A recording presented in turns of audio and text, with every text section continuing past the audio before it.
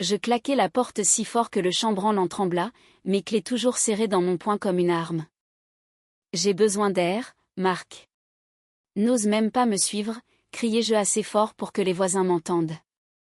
Puis je fis le tour du pâté de maison en voiture, coupai le moteur dans le coin ombragé de notre impasse, et me glissai discrètement par la porte du garage que j'avais laissé déverrouiller.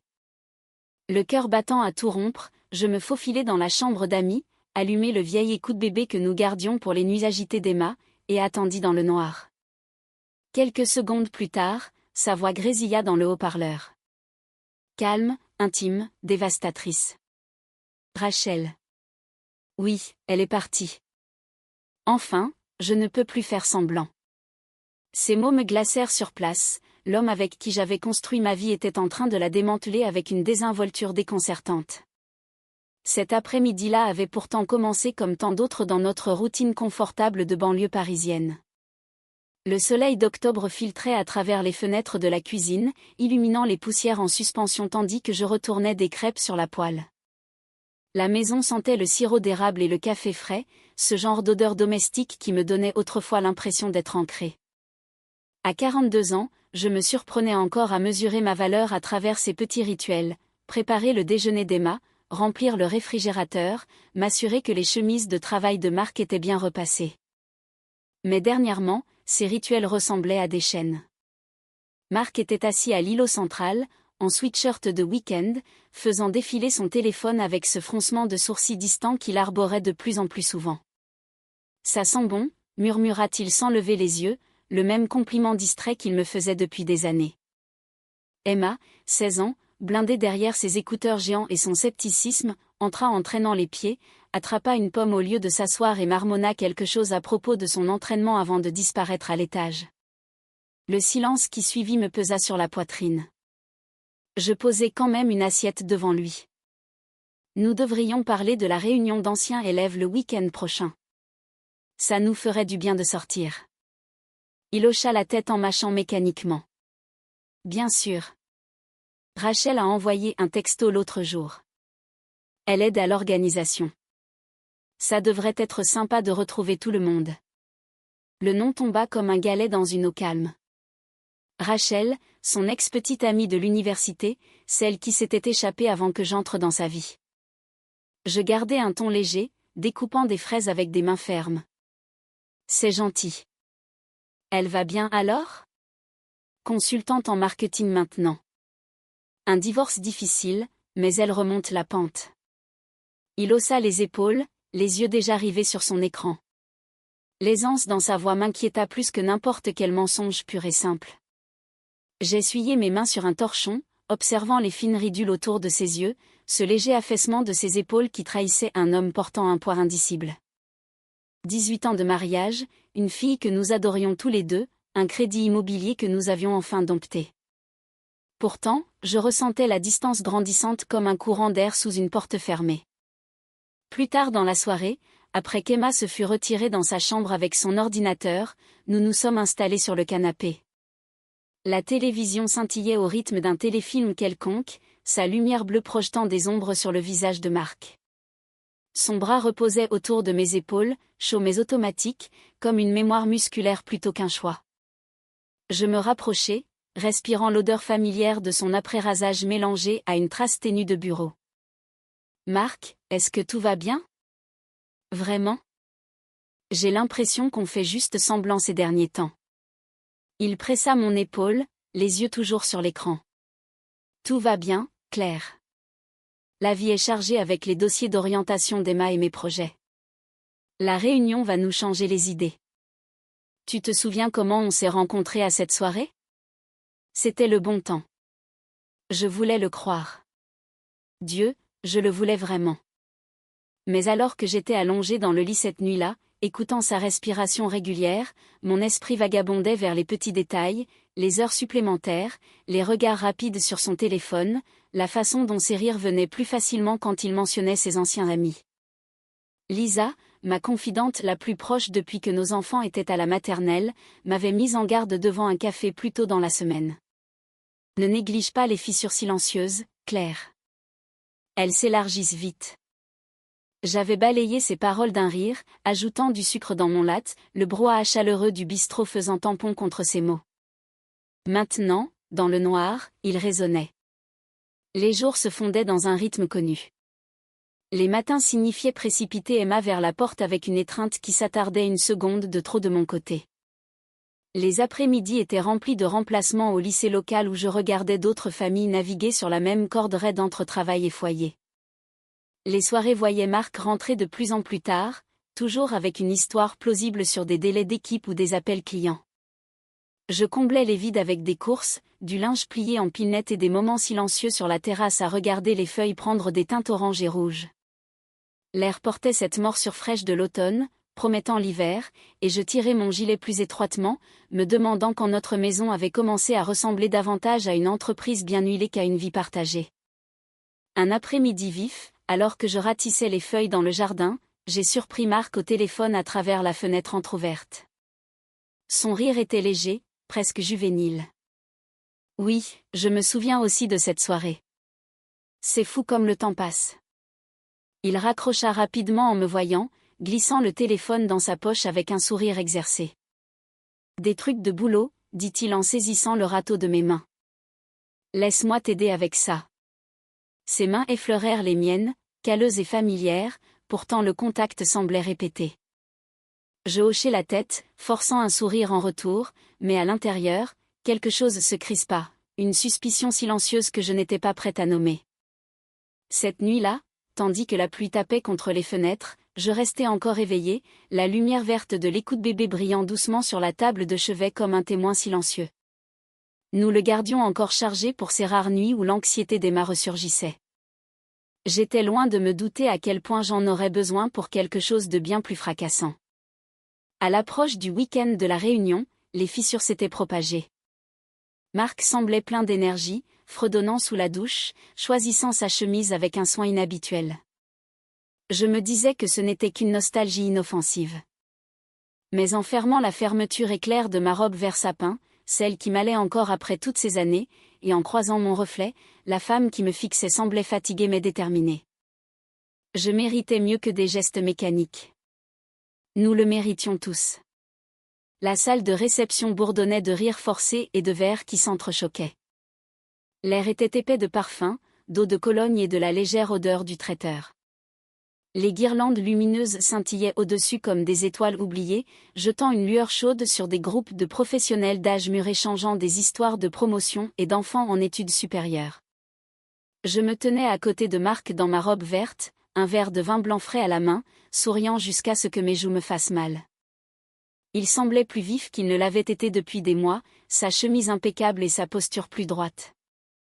Pendant un moment, je ressentis une étincelle de l'ancien feu, l'homme pour qui j'étais tombée amoureuse lors de cette soirée étudiante, il y a toutes ces années. Puis Rachel entra. Elle traversa la foule avec une grâce naturelle, ses cheveux noirs tombant en vagues souples, un blazer ajusté épousant sa silhouette. À 44 ans, elle se portait avec la confiance de quelqu'un qui s'était reconstruit après une perte. Quand ses yeux se posèrent sur Marc, son visage s'illumina d'une manière qui provoqua une torsion aiguë dans mon estomac. « Marc Thompson », lança-t-elle, sa voix tranchant à travers le bruit comme une mélodie familière. « Tu n'as pas vieilli d'un jour. » Ils s'embrassèrent juste là, devant moi, le genre d'étreinte qui s'attarda juste un battement de trop. Sa main resta sur son bras alors qu'elle se reculait, riant à un souvenir partagé. J'étendis ma main poliment.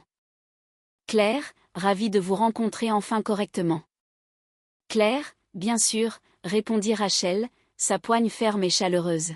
« Marc a souvent parlé de toi au fil des années. Vous avez toujours semblé si solides tous les deux. C'est inspirant, vraiment. » Ses mots étaient gentils, mais ses yeux contenaient quelque chose de plus profond. Un mélange de nostalgie et de curiosité discrète. Marc gloussa en se frottant la nuque. Oui, on a fait notre chemin, 18 ans et ça continue. Le reste de la soirée se déroula dans un brouillard de banalités. J'ai discuté avec d'autres conjoints à propos des secteurs scolaires et du coût de la vie qui augmente, tandis que Marc et Rachel dérivaient vers le bar avec un groupe de vieux amis. Je regardais à travers la pièce, les voyant penchés l'un vers l'autre, têtes inclinées dans la conversation. Son rire portait par-dessus la musique, authentique, sans retenue. Cela faisait des mois que je n'avais pas entendu ce son diriger vers moi. Le vin devint acide sur ma langue. Sur le chemin du retour, à travers les rues tranquilles de banlieue bordées de lumières de Porsche, Marc tapotait légèrement le volant au rythme de la radio. C'était bien de voir tout le monde, dit-il en jetant un coup d'œil vers moi. Rachel fait du conseil maintenant. Moment difficile avec le divorce, mais elle gère ça comme une pro. Je gardai mon regard sur les maisons qui défilaient. Elle semble forte. Vous avez beaucoup discuté, vous deux. Il haussa les épaules, les yeux sur la route. De vieux amis, tu sais. C'est agréable de se rappeler quand les choses semblaient plus simples. Plus simples. Le mot resta suspendu entre nous comme des gaz d'échappement. De retour à la maison, la demeure était silencieuse à l'exception du ronronnement du réfrigérateur. Emma restait chez une amie, nous offrant cette rare soirée en tête-à-tête. Je m'attendais à ce que Marc aille directement se coucher, mais au lieu de cela, il me tira contre lui dans le couloir, son baiser urgent d'une manière qui semblait empruntée. Je répondis, mes doigts traçant les lignes familières de son dos, mais mon esprit repassait en boucle la main de Rachel sur son bras, le rythme facile de leur rire. Cette nuit-là, le sommeil me fuit. Je restais allongé à côté de lui, écoutant le flux régulier de sa respiration, le léger craquement de la maison qui se stabilisait autour de nous. L'écoute bébé était sur la commode, sa lumière verte fixe. Nous l'avions acheté quand Emma était colique à la naissance. Ces longues nuits à bercer et à murmurer des promesses que nous réussirions à tout surmonter. Maintenant, il semblait être une relique d'un chapitre différent. Les semaines suivantes se fondirent dans une danse prudente. Les dîners de travail de Marc s'étirèrent tard. Des textos vibraient sur son téléphone pendant les repas de famille, qu'il réduisait au silence rapidement avec une mention désinvolte d'un client dans un fuseau horaire différent. Un soir, alors que je hachais des légumes pour un wok, l'odeur piquante du gingembre et de l'ail remplissant la cuisine, il sortit pour prendre un appel. À travers la fenêtre, je vis son visage s'adoucir au coin de sa bouche, s'étirant dans ce sourire privé que je pensais autrefois réservé à moi. Emma remarqua aussi le changement. Au petit déjeuner, un matin pluvieux, des miettes de pain grillé éparpillées sur la table, elle poussa ses céréales dans son bol. Papa est bizarre ces derniers temps. Toujours sur son téléphone. Vous vous disputez ou quelque chose comme ça? Je forçai un sourire rassurant en lui servant son jus d'orange. Juste du stress au travail, chérie. Rien dont tu aies à t'inquiéter. Comment avance ce projet d'histoire? Elle roula des yeux, mais laissa tomber, attrapant son sac alors que le klaxon du bus scolaire résonnait dehors.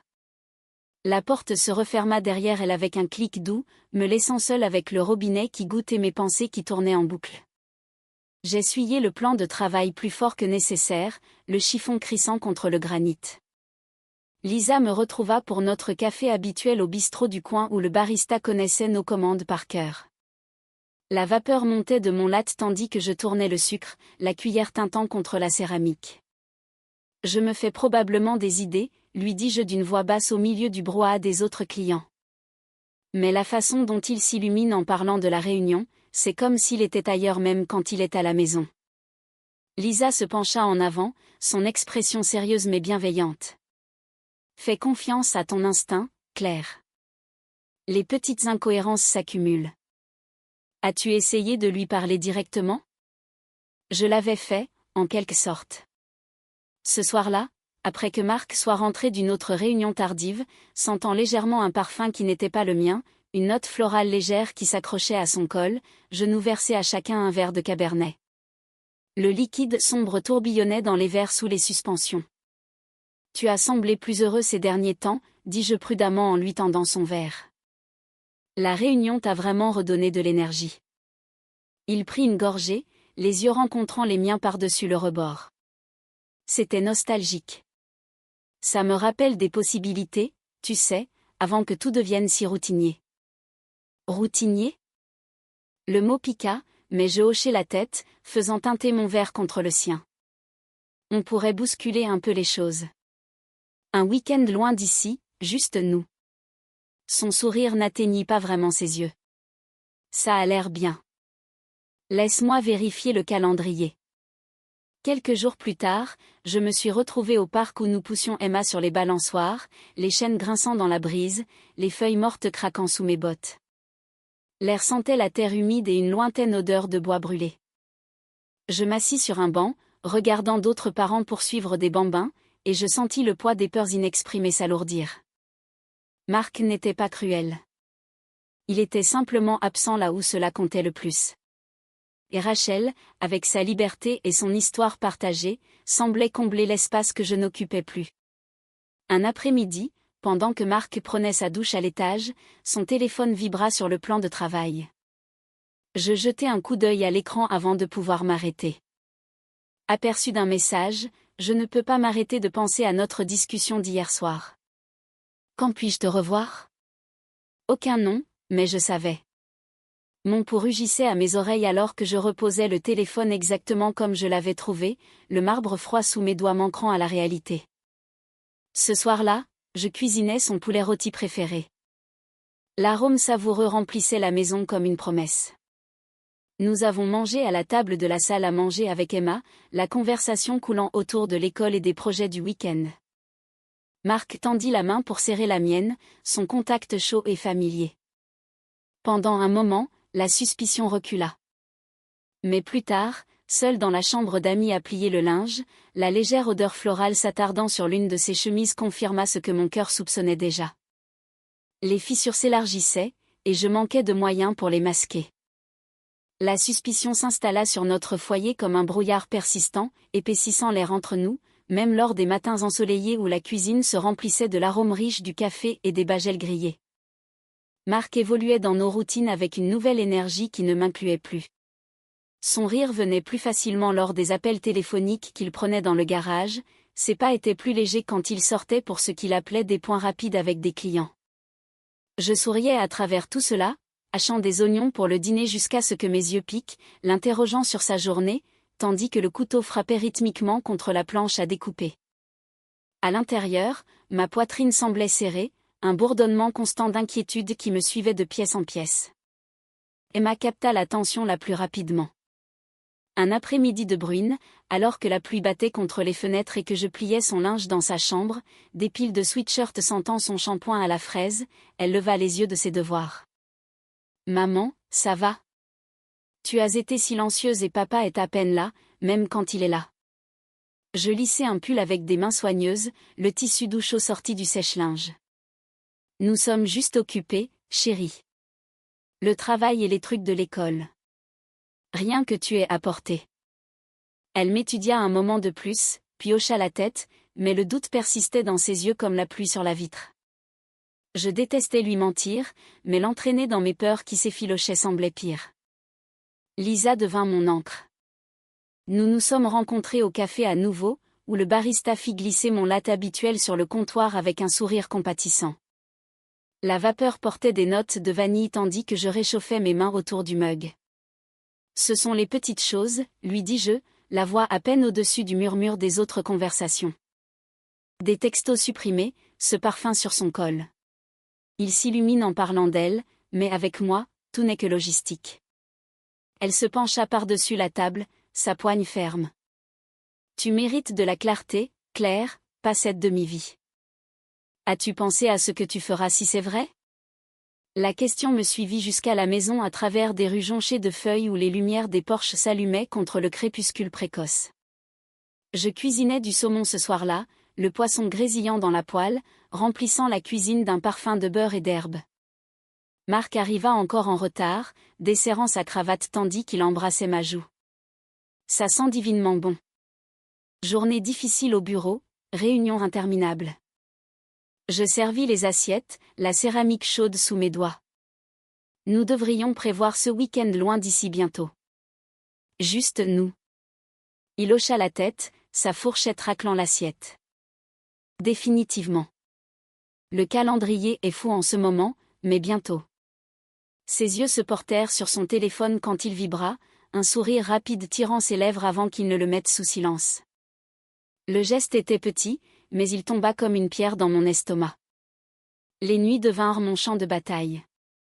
Je restais éveillée à écouter la maison se tasser, le craquement des planches de plancher, le bourdonnement lointain de la chaudière, tandis que Marc dormait profondément à mes côtés. Un soir particulièrement agité, après qu'il soit rentré en sentant légèrement le vin et cette même note florale légère, je me glissai hors du lit. L'écoute bébé était sur la commode, sa lumière verte, une sentinelle silencieuse. J'emportai le récepteur en bas, le branchai près du salon et testai la portée. Le léger statique me rappela les nuits tardives d'il y a des années, à tendre l'oreille pour entendre les souffles doux d'Emma. Maintenant, il servait à un but différent. Le lendemain matin, pendant que Marc se rasait dans la salle de bain, la vapeur embuant le miroir et le rasoir raclant contre sa mâchoire, je jetai un coup d'œil à son téléphone en charge sur la table de chevet. L'aperçu d'une notification clignota. « Tu me manques déjà.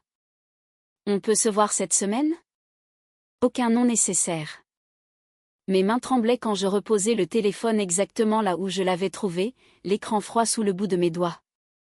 Je me jetai dans le familier pour me stabiliser. Les matins signifiaient préparer le déjeuner d'Emma avec une précision soignée. Tranche de pommes, sandwich au poulet, un petit mot gribouillé sur la serviette. Les après-midi apportaient des remplacements, où le brouhaha des lycéens et le crissement de la craie sur les tableaux offraient une distraction temporaire. Les soirées, je faisais du bénévolat pour la collecte de fonds de l'école, organisant des tables sous les lumières crues du gymnase qui bourdonnaient au-dessus, l'odeur du pop-corn et du café épaisse dans l'air. Marc loua mon effort quand je rentrai, mais ses compliments semblaient scénarisés. Un samedi vif, nous avons emmené Emma au parc en famille, les feuilles craquaient sous nos chaussures alors que nous marchions sur le chemin, l'air vif avec l'odeur de pin et de terre humide. Emma courut en avant vers les balançoires, ses rires revenant vers nous. Marc la poussait doucement, sa main ferme sur les chaînes. Pendant quelques précieuses minutes, c'était comme avant, la lumière du soleil réchauffant mon visage, son bras effleurant le mien. Mais quand son téléphone vibra dans sa poche, il le vérifia rapidement, ce sourire privé revenant. Le moment se brisa. De retour à la maison, tandis qu'Emma prenait sa douche à l'étage, je l'affrontai dans la cuisine. Le comptoir était frais sous mes paumes alors que je m'y appuyais. « Tu as été distant, Marc, pas juste occupé, ailleurs. Parle-moi. » Il posa son verre d'eau, la glace tintant. « C'est le travail, Claire.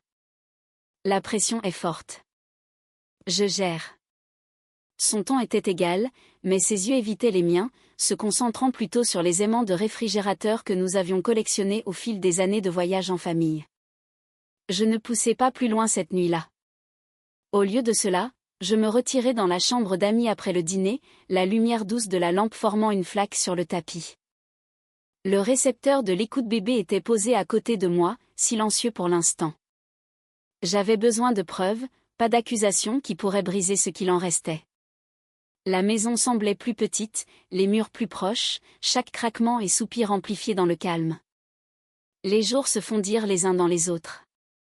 Je surprenais des fragments, lui sortant pour des appels, la façon dont il s'attardait sous la douche plus longtemps, fredonnant des airs que je ne reconnaissais pas.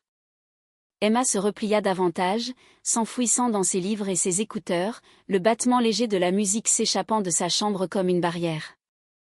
Je voulais la protéger de cette tempête grandissante, mais le tonnerre grondait déjà au-dessus de nos têtes. Un soir, alors que la pluie fouettait les fenêtres et que le tonnerre roulait au loin, Marc annonça un autre engagement professionnel tardif. Grosse présentation demain. Ne m'attends pas. Il embrassa mon front, ses lèvres brossant une peau qui me semblait soudain étrangère. La porte se referma derrière lui, et la maison tomba dans un silence pesant, rompu seulement par l'orage. Je restai assise dans le salon plongé dans l'obscurité, le récepteur de l'écoute bébé sur mes genoux. Son poids était rassurant, un outil dans ma réalité qui s'effilochait. La pluie tambourinait régulièrement contre le toit, reflétant le battement anxieux dans ma poitrine. Quoi qu'il arrive ensuite, j'y ferai face, non pas comme la femme qui masquait les fissures, mais comme quelqu'un prêt à voir la vérité, aussi douloureuse soit-elle. La tempête était passée vendredi soir, laissant l'air frais et lourd de l'odeur de terre humide et de feuilles tombées. Emma était en sécurité à une soirée pyjama, ses rires résonnant encore dans mon esprit depuis notre étreinte d'adieu. La maison semblait anormalement calme alors que je me déplaçais dans la cuisine, essuyant des plans de travail déjà propres, le chiffon glissant doucement sur le granit frais. Marc rentra à la maison plus tôt que d'habitude, desserrant sa cravate avec un soupir de fatigue qui portait la trace ténue du café de bureau, et quelque chose de plus vif, peut-être de l'anticipation. Le dîner était simple, poulet grillé, légumes rôtis croustillants sur les bords, l'arôme savoureux remplissant l'espace entre nous. Nous avons mangé principalement en silence, les fourchettes raclant les assiettes jusqu'à ce que je pose mon verre avec un tintement délibéré. Je me suis senti invisible ces derniers temps, Marc. Comme si nous étions des colocataires partageant un emploi du temps au lieu de partenaires. Parle-moi, s'il te plaît. Il leva les yeux, le regard sur ses gardes. Claire, pas ce soir. La semaine a été longue. Je gère beaucoup de choses en ce moment. Le rejet piqua aussi fort que le couteau que j'avais utilisé plus tôt. Je me levai, la chaise raclant contre le carrelage. Gérer quoi exactement? Parce que ça ne ressemble plus à nous. Ma voix monta, contrôlée mais tendue. Si tu ne veux pas parler, peut-être que j'ai besoin d'air. Ne me suis pas. Je pris mon manteau, claquai la porte d'entrée assez fort pour que le son résonne dans la maison, puis fis le tour du pâté de maison dans ma voiture avant de me glisser à nouveau par la porte du garage non verrouillée. Mon cœur martelait mes côtes tandis que je me faufilais à l'étage dans la chambre d'amis, laissant la porte entr'ouverte. L'émetteur de l'écoute bébé était posé innocemment dans le salon où je l'avais placé plus tôt, sous prétexte de vérifier pour Emma. J'allumai le récepteur, volume bas, et attendis dans l'ombre, la respiration courte. Les minutes s'étirèrent. Puis ses pas traversèrent le sol du salon. Le craquement familier de la 3e planche le trahissant. Le moniteur crépita. « Et, c'est moi », dit Marc, la voix basse et intime d'une manière qui tordit quelque chose au fond de moi. Elle est sortie en trombe, elle m'a enfin laissé un peu d'espace pour respirer. Oui, Rachel, je ne peux plus continuer à jouer cette comédie. Claire est déconnectée depuis des années. Toujours la maman, celle qui gère les plannings, sans jamais vraiment me voir. Je pressai une main sur ma bouche, le récepteur, froid et inflexible dans ma poigne. Ces mots coulaient facilement, presque répétés. L'odeur de la pluie s'accrochait encore à l'air, dérivant à travers la fenêtre entr'ouverte, mais tout ce sur quoi je pouvais me concentrer était la tendresse de son ton. La nuit dernière avec toi. Ça m'a rappelé ce que ça fait d'être désiré. Pas nécessaire pour le covoiturage ou les paiements de crédit immobilier. On pourrait rendre ça réel. Emma est assez grande pour comprendre éventuellement. Elle est pratiquement adulte. La voix de Rachel passa faiblement sur le haut-parleur, chaleureuse et assurée. J'ai attendu ça, Marc. Tu me fais te sentir vivante à nouveau, aussi. Plus besoin de se cacher. Leur conversation se poursuivit en doux murmures. Projet pour des après-midi volés. Souvenirs de nuits d'université teintés de rire et de regrets. Chaque mot tombait comme un coup, précis et implacable. Je restais figé au bord du lit d'amis, le matelas s'affaissant légèrement sous mon poids, des larmes traçant des sillons brûlants sur mes joues. L'homme qui autrefois restait éveillé toute la nuit quand Emma avait un croup, qui m'avait tenu pendant l'enterrement de ma mère, était en train de démanteler notre vie avec désinvolture avec quelqu'un de son passé. L'appel se termina par des au revoir doux et une promesse de se voir bientôt. Les pas de Marc se retirèrent vers la cuisine. J'entendis le réfrigérateur s'ouvrir, le tintement d'une bouteille de bière, puis la télévision s'allumer sur un condensé de sport avec son rugissement lointain de foule. Des sons ordinaires dans un monde qui s'effondrait. Je restai caché plus longtemps que nécessaire, laissant le statique du moniteur remplir le silence. Mes mains tremblaient quand je me levai enfin, mes jambes instables sur le tapis. La maison sentait notre dîner inachevé qui refroidissait sur la table. J'essuyai mon visage, me composai avec des respirations profondes qui avaient un goût de sel et de résolution, puis descendis. Marc était sur le canapé, bouteille à la main, fixant l'écran sans vraiment regarder. Il sursauta quand j'entrai. « Claire, je pensais que tu étais partie. » J'ai tout entendu. Ma voix était calme, plus stable que je ne me sentais. Les mots restaient en suspens dans l'air entre nous, lourds comme les feuilles trempées de pluie à l'extérieur. Il posa la bouteille lentement, son visage se vidant de toutes couleurs. De quoi tu parles? L'écoute bébé. Ton appel avec Rachel. Tout. Je croisai les bras, mes ongles s'enfonçant dans mes manches. La lampe du salon projetait de longues ombres sur le sol, soulignant la distance qui avait grandi entre nous depuis des mois. Marc se leva, passant une main dans ses cheveux. Ce n'est pas. Je ne voulais pas que ça aille aussi loin. Ça a commencé à la réunion. Elle comprenait la pression que je subis. Tu as été tellement concentré sur Emma et tout le reste. Je me sentais invisible, aussi. L'excuse tomba à plat, résonnant contre les murs tapissés de photos de famille, visages souriants de vacances et d'anniversaires qui semblaient maintenant des artefacts. Je m'approchai, l'odeur de son après-rasage se mélangeant à la faible odeur de bière sur son haleine. Invisible. J'ai porté cette famille pendant que tu courais après les promotions. J'étais là, Marc. Chaque nuit, chaque rendez-vous, chaque moment calme, me demandant où nous avions fait fausse route. Il tendit la main vers moi, mais je reculai. Le rejet sembla le dégonfler. Je t'aime, Claire. C'était une erreur. Une stupide erreur de la quarantaine. L'amour ne ressemble pas au fait de planifier un départ avec quelqu'un d'autre pendant que je suis encore dans la maison. Ma gorge se serra, mais je soutins son regard. L'horloge sur la cheminée tic-tac régulièrement, marquant les secondes d'un mariage qui se fracturait en temps réel. Nous étions là dans le salon qui semblait soudain trop petit. Je vis l'écoute bébé briller encore doucement sur la table d'appoint comme un juge silencieux. Dehors, une voiture passa, les phares balayant les rideaux. À l'intérieur, tout avait changé. La confrontation resta en suspens dans l'air comme de la fumée après un incendie, épaisse et âcre. Marc resta figé dans le salon, la lueur de la télévision clignotant sur son visage, projetant des ombres dures sous ses yeux. La bouteille de bière restait oubliée sur la table basse, la condensation s'accumulant sur le bois. Claire, s'il te plaît, laisse-moi expliquer.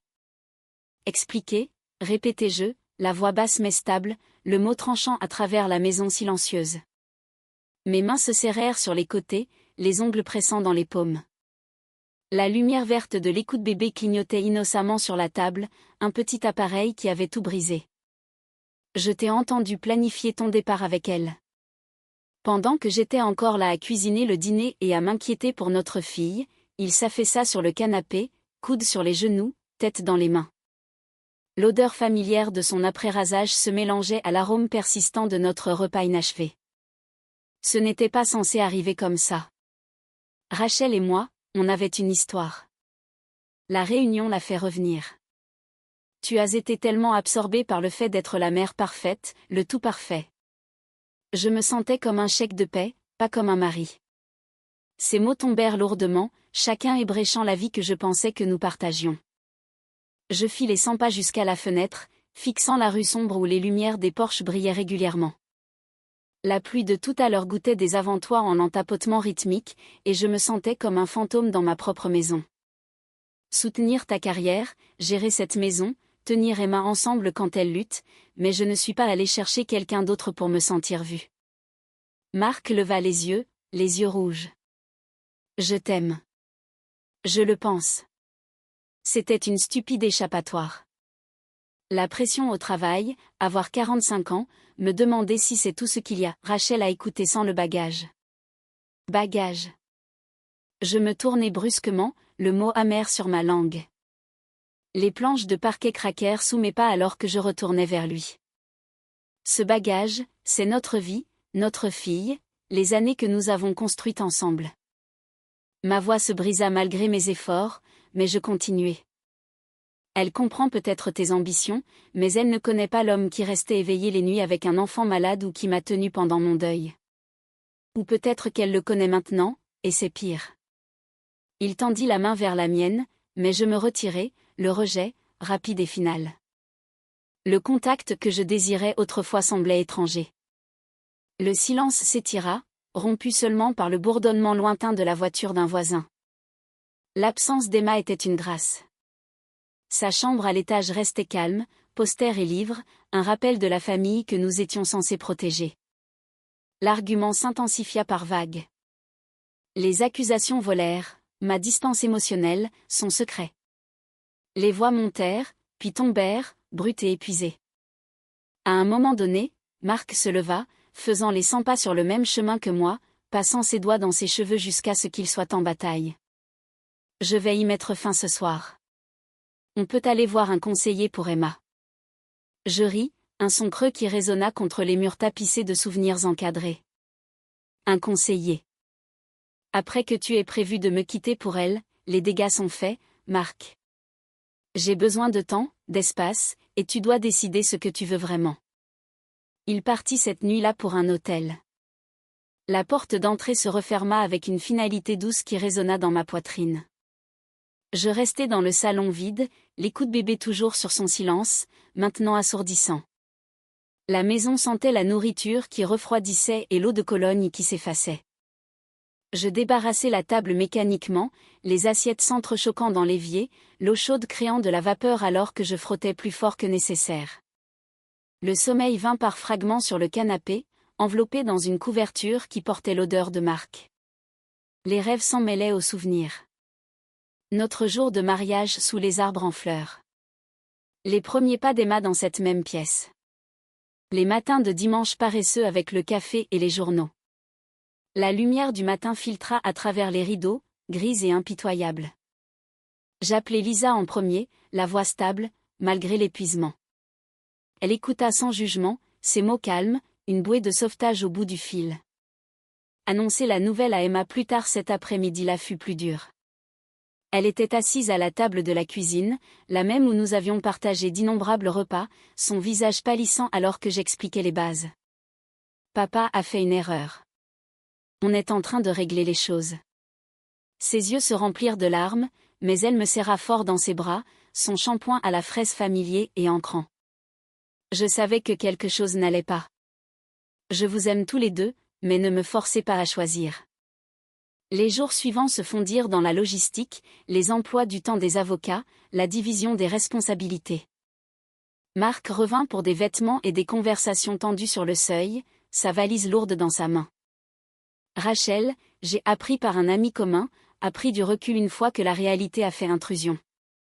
Le fantasme s'est effondré sous le poids des conséquences réelles. J'ai évolué dans la maison comme une étrangère au début, ouvrant les fenêtres pour laisser entrer l'air frais qui sentait les feuilles d'automne et la possibilité. La douleur était vive, une douleur constante dans ma poitrine, mais sous elle, quelque chose de nouveau remua, la résolution. Je programmai ma première séance de thérapie, la voix de la réceptionniste gentille au bout de la ligne. Emma et moi avons cuisiné ensemble un soir, la cuisine remplie de rire et du grésillement du wok, un petit pas vers la guérison. Le regret de Marc arriva par vagues, textos, fleurs laissées sur le perron, excuses silencieuses pendant les transferts. Mais la confiance, une fois brisée, ne se répare pas facilement. Je l'ai regardé partir en voiture un après-midi, les feux arrière s'estompant dans la rue, et j'ai senti le poids s'alléger légèrement. La tempête était passée, laissant des dégâts, mais aussi un ciel dégagé à l'horizon. Les semaines qui suivirent portèrent un étrange rythme de deuil et de reconstruction tranquille. Les matins commençaient avec un café sur la terrasse arrière, la vapeur s'élevant dans l'air vif de l'automne alors que les feuilles dérivaient à travers le jardin en spirale douce. Je sirotais lentement, le mug chaud contre mes paumes, regardant le quartier se réveiller, les voitures reculant des allées, les chiens aboyant au loin. La maison semblait plus grande sans la présence constante de Marc. Mais le vide fit progressivement de la place pour quelque chose de plus doux, la possibilité. Emma et moi avons navigué dans cette nouvelle normalité ensemble. Elle me rejoignait dans la cuisine après l'école, hachant les légumes avec une précision concentrée tandis que la musique jouait doucement depuis son téléphone. Le grésillement de l'ail et de l'huile d'olive remplissait la pièce, nous ancrant toutes les deux. Je suis en colère contre lui, a-t-elle admis un soir, le couteau s'arrêtant au milieu d'une tranche. Mais le manque de la façon dont les choses étaient me pèse. Je l'ai attiré dans une étreinte, sa tête reposant sur mon épaule, l'odeur familière de son shampoing, un confort silencieux. On est en train de régler ça, un jour à la fois. C'est suffisant pour le moment.